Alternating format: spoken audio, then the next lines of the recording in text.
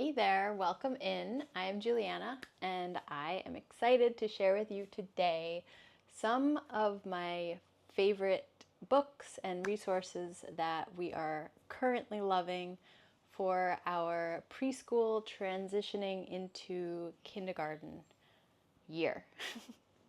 I am, or we are, a more of a wild schooling family. We tend to take a lot of our learning outside. So I've sort of been bridging the gap between being outside and bringing some of our homeschooling indoors when we feel like it.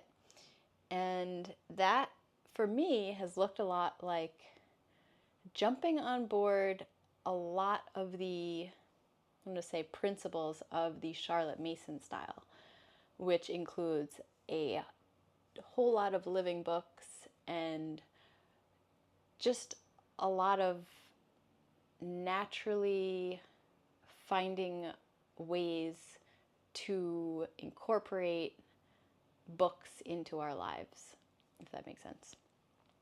So, first of all, I just want to say that I'm not putting myself into a box of any sort of curriculum or homeschooling style, right? I'd like to look at myself of more of an unschooler, but at the same time, I do want to have some layers of curriculum to sort of guide us, right? So also incorporating a more wild approach, being outdoors, and not necessarily following a strict schedule either. So I don't know. I'm kind of all over the place. Maybe that's called eclectic. I don't really know the terms of homeschooling very well, other than the fact that recently I have been very much drawn to a Charlotte Mason approach. And so, first off, I want to share with you, first book I picked up was this one, Home Education by Charlotte Mason. And this is like one of a series of Charlotte Mason. I think they're called them like essays, or I don't know if she gave seminars on it or what, but this is one of her books, and I am just falling in love with the ideas and the principles behind her approach to homeschooling and education in general. I'm sorry, there's music outside. So yeah, loving this book. I'm not racing through it. I'm one of those people that tend to read like 7 different books at once. And so they don't always go fast, but sometimes they do. But this one, I'm taking it slow. I really want to absorb what's in here because it's super, super valuable. I'm finding it super valuable. And then I was randomly driving down the road a couple weekends ago, and I saw people tend to have like yard sales and stuff, but this was just like on the side of the road, like a bookshelf of books. And I was like, oh, I'm going to check this out. And of course, look what I find. For the Children's Sake by Susan Schaefer McCauley. It's all about Charlotte Mason style homeschooling. So, yeah, I've been loving this. I've recently been reading more of this than Charlotte Mason's book. This is sort of like an overview of her book, of her books and teaching style and that sort of thing. And I'm eating it up and just like, underlining and noting and making notes, and yeah, very good resource. Okay, so along the lines of like style, I know in the homeschooling world there's sort of a big community focused on like the Bible and Bible study and sort of like having a firm foundation in God and the Word, right? I have never been a Bible reader until recently. I've recently picked up my own Bible and started reading. And it's very new to me. And so I don't have like a, morning routine where I get up and read the Bible. It's just not what I do. That being said, I am also a believer in the law of attraction. And it all encompasses sort of the world of God, right? And God being our source, God being our creator. So it's not like, I don't necessarily, where I'm coming from is that I don't follow the Bible because I never read the Bible, right? And I'm recently falling into reading the Bible and finding so much of it is just like what I believe anyway. And it just, I'm making the connections, right? So that being said, if you're not into like the whole metaphysics thing, and some people call it like New Age, I'm not a fan of a lot of New Age stuff, but the law of attraction has been personally, in particular, the teachings of Abraham through Esther Hicks. So Abraham Hicks has been something that's resonated with me. And to be able to combine the teachings of Abraham Hicks and the Bible and bringing it all together has just like, it's blowing my mind, right? And so this is one of their books, the Sarah books. This is book 1. We are about halfway through book 1, and it's called Sarah Learns the Secret About the Law of Attraction. And it so beautifully articulates the law of attraction for kids. And while it's written for kids, like I'm getting so much out of this book. I don't know, it's so fun. It's so fun to read. And we're loving reading this right now. Like I said, we also don't stick to one book and just read one book. We tend together to be reading a lot of different books. So that, if you're into the law of attraction and that sort of thing, it's a great, great book. Don't forget to remember, this is just a cute little wonderful board book, all about basically remembering that God is always with you. Highly recommend this one. Don't forget to remember. 7 in One Blow. This one we picked up at a thrift store. My daughter picked it out, and at the time we were on sort of like a pirate kick, and she saw this, and I thought it was a pirate. Just like, I didn't look closely at it, and I was like, okay, cool, we'll get it. And it turns out that it's a giant, and it's a cute little story. And for me, what I get out of it is basically, it's kind of very law of attraction-esque, which you wouldn't think looking at this cover, 7 in One Blow, right? But I don't know, it's all about how he makes himself a belt because he killed these 7 flies in one blow, basically saying like, I'm awesome, right? So he puts on this belt that basically says, I'm awesome. And he goes on to be freaking awesome in this book. So anyway, it's a great book. Seeds and Trees. This is all about how the seeds you plant are what you're going to grow. And basically, the words you speak are what you're going to create in your life. So this is a beautiful book, Seeds and Trees. And then we have the Children's Book of Virtues. The stories in this, my daughter is really loving. We'll go through and read a couple every night. And she often asks for the same stories over and over again. It's just great for sort of building a nice foundation of stories that are basically teaching virtues and character building. So, oh, this one. Sorry, where'd it go? The King and His Hawk. That's like her favorite one right now. I love the illustrations in this book too. Okay, so that's sort of like bridging into character building and virtues and that sort of thing. And then I got her the Jesus Storybook Bible. We just started, so we've literally read like the first 2 chapters. It's fun for me because, like I said, I've never read the Bible, and this is a great introduction sort of for both of us. Jesus Storybook Bible. Loving it. This was recommended by fellow homeschoolers, The Garden, the Curtain, and the Cross, which is like the abridged, for me, it seems like the abridged version of the Bible. And so, yes, she loves this one. We read this over and over again.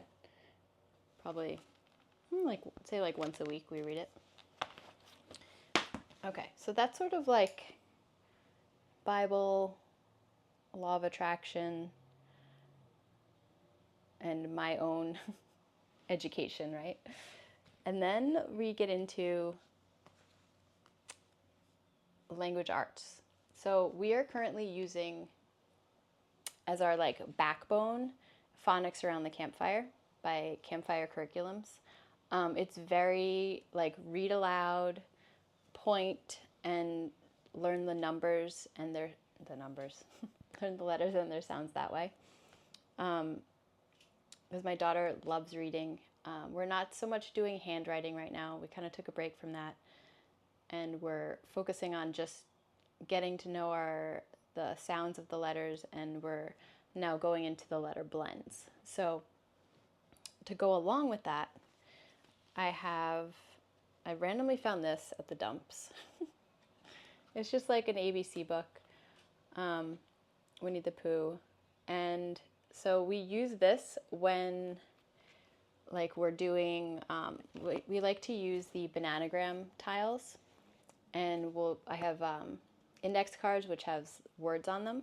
So when we're learning a letter or a blend, we'll use the card which has the letter written on it. I'm sorry, the word written on it, and we'll use the letter tiles to spell it. Or we will use this book, and like if a lot of times she'll want to write lists. So like if we're making a grocery list, she'll be like, oh, let me write it. I want to write it. So I give her the paper, and she'll be like, okay, what do we need? And then I'll spell out one of the words, or I'll have her help me spell out one of the words. And she'll use this as sort of like a reference for finding the letter that she's going to write and what it looks like, right? So she's very good at, speaking out and figuring out what the letter sounds are in the word and knowing what the letter is. But she uses this as a reference to find the letter so she knows how to write it. And then she'll just like free write it herself. So following the child's lead here, just letting her know what she wants to do and letting her do it, right? So I figure we can perfect the handwriting at a later date when she wants to sit and trace, right? It's like a separate, I don't know, I'm just feeling it all out, right? So that's this ABC reference book. This book somebody gave me as a present, as a gift when my daughter was born, and I love it. It's Charlie Harper's ABC book. So Charlie Harper was a nature artist, and he was very into like geometrics and art, and I love the illustrations in this book. We've been reading this book together since basically she was born, and I love it. So it's just a basic ABC book, and again, as like a reference or to sit down and read through. Now she's reading it herself, which is great. So just this is more of like a keepsake book for us. Very special, very dear to my heart. Charlie Harper's ABCs. And then to go along with, we recently started for math,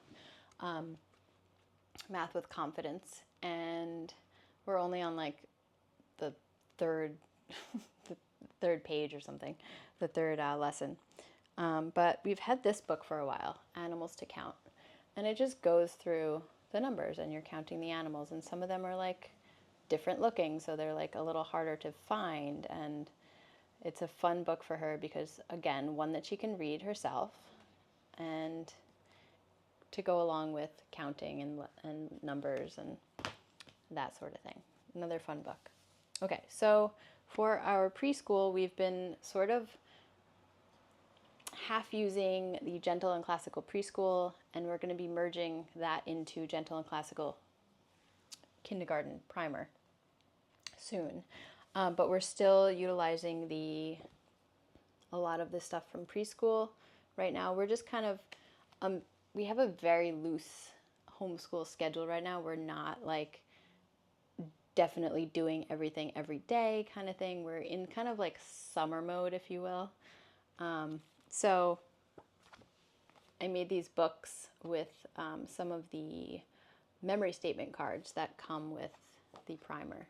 The preschool, Gentle and Classical Preschool. And so it's just fun to read through because I don't have the nursery rhyme book. I brought that back to the library, so we just use this to go over our nursery rhymes, which is fun. For poems, we have The Llama Who Had No Pajama, the great little book of poems. Got this from the library. Loving, loving, loving the library. Another child's book of poems.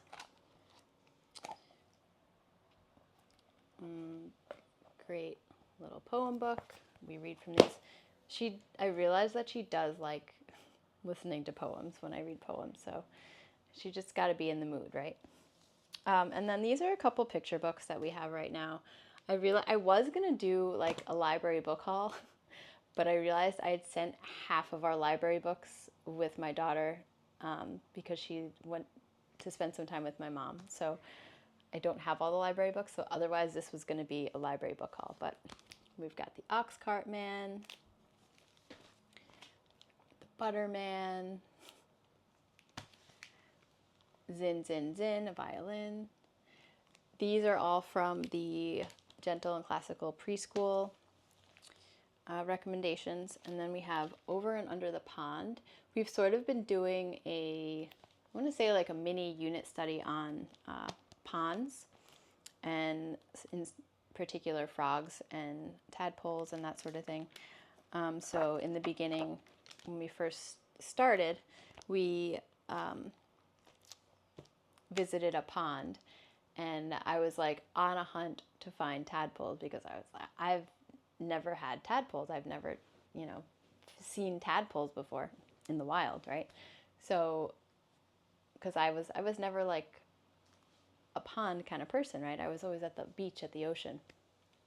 So we went on a tadpole hunt, and we didn't find any tadpoles, but we found this amazing wetland and spent like 2 hours just like exploring and playing in the pond, and it was so much fun. Collected a bunch of wildflowers and leaves and brought them all home to identify them. That was a lot of fun. And then on a random hike, not a random hike, but a hike we did with our local homeschool group, we happened to find in a wetland that I've never seen tadpoles in before, tadpoles. So that was fun. Anyway, moving on. Old Mother West Wind. We love the stories in this book. They're just so fun. This is a Thornton W. Burgess book. And I realized that I really like his stories. So I've gotten for future books more Thornton W. Burgess books for us to be reading. But I love these stories. They're just like, the characters all have names, like Jimmy Skunk looks for beetles, and there's sort of like a lesson in each one, which is fun. And they're fun characters, so we're loving that book. And then we have the classic fairy tales, illustrated by Scott Gustafson. And it's just a compilation compilation, is that a word for books, stories? Just a bunch of different fairy tales. We were reading these. These are going to be incorporated into our Gentle and Classical primer. So I'm not necessarily going to follow them in order or anything like that, but it's just good to have a nice book of fairy tales. Sometimes we'll read like 4 in a row. Sometimes we'll read 1. Like I'm not one to follow a curriculum in order on a schedule. So I like to have my resources and be able to pick and choose depending on what I feel like we need, where I feel like we are, what she thinks is going to be fun for the time. So I like to have options. I like to have, some people call a menu, right? And then I have certain things that we do loop through, and I make sure that we cover, however many times a week. So that's sort of like how I do our scheduling. But something that I wanted to incorporate, and I figured why not start now, is the Charlotte Mason Book of Centuries. So basically this is a timeline in book format.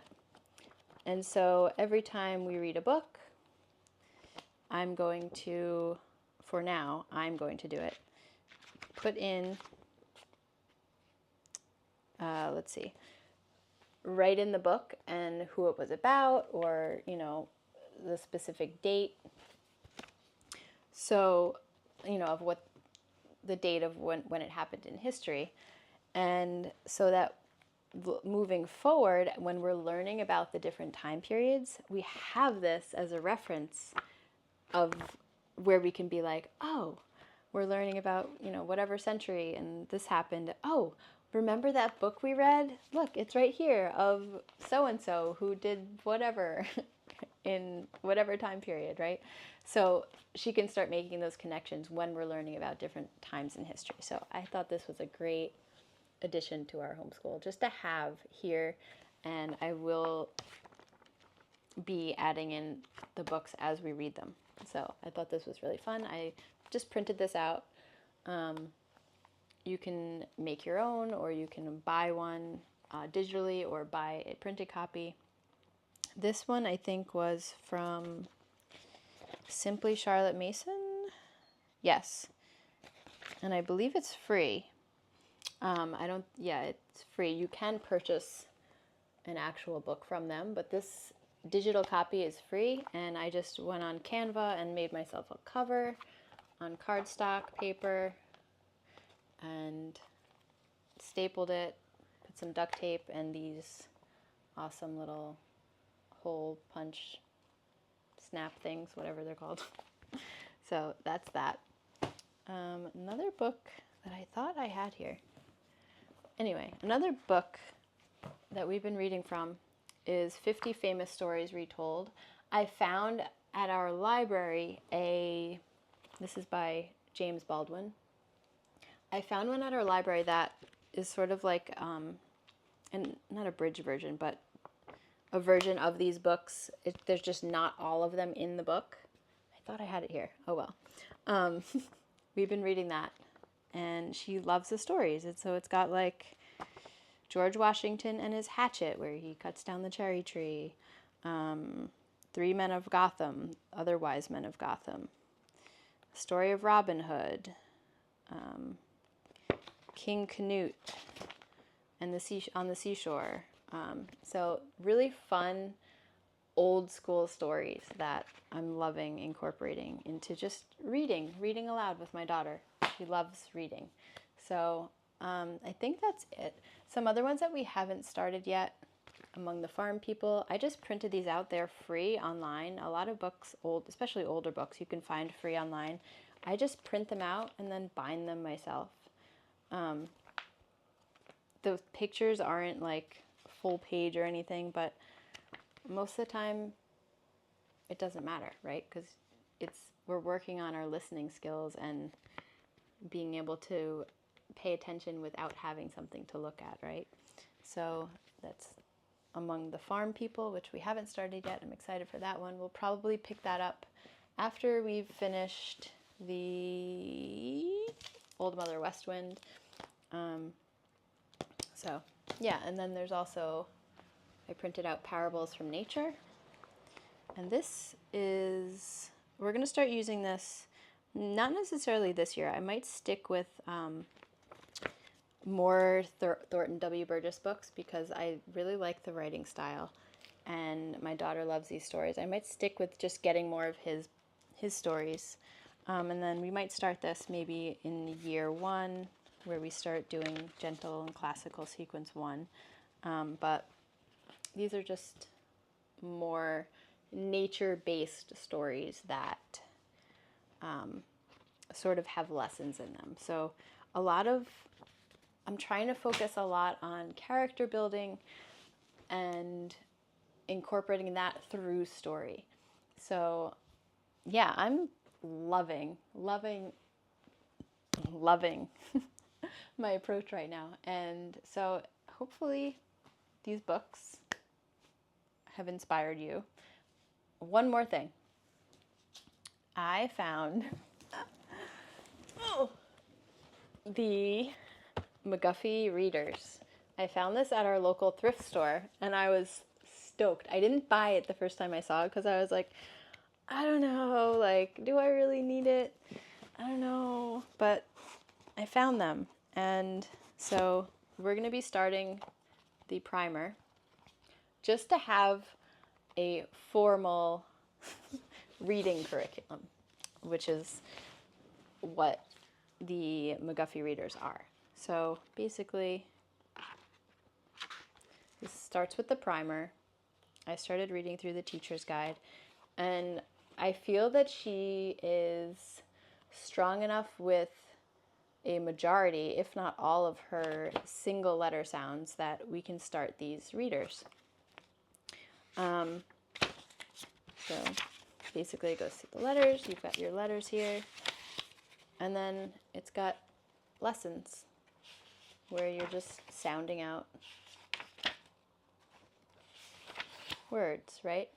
So I'm really excited to use these. They're a little old school. I mean, look at this.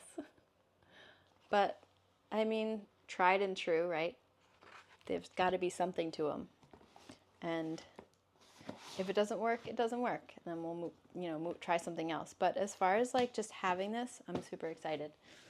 So I can't recommend them yet, but I'm excited to try them. So look forward to a review coming in the next few months or so as I get into using them. So I hope this was helpful in some regard for wherever you are in your journey. I am a very beginning homeschooler, and I'm super excited for the whole journey, the whole process. And if what I have learned so far on my very short span of homeschooling right now can help somebody out there in some way, I'm just excited to share. So thank you for being here, and if you've gotten this far in the video, please at least give me a like or something, because I am on my way to creating a lot more content in the coming weeks, months, years. So excited to have you here with me, and yeah, thanks for being here, and I will talk to you soon.